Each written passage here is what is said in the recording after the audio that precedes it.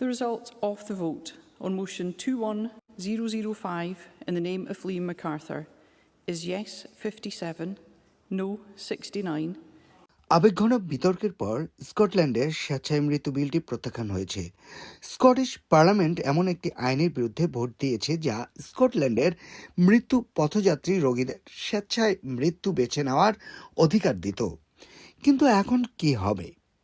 Assisted dying for terminally ill adults Scotland বিলটি 69 জন এমএসপির বিপক্ষে এবং 57 জন এমএসপির পক্ষে ভোট পড়ায় বিলটি বাতিল হয়ে যায়।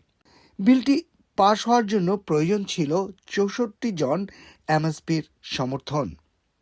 আবেগঘন চূড়ান্ত বিতর্কের পর বিলটি 69 বনাম 57 ভোটে পরাজিত হয়। বিরোধীরা বিলটি নিয়ে বিভিন্ন উদ্বেগ প্রকাশ করেন। বিশেষ করে আশঙ্কা ছিল যে মানুষকে সহায়তাপ্রাপ্ত মৃত্যুর জন্য চাপ দেওয়া হতে পারে।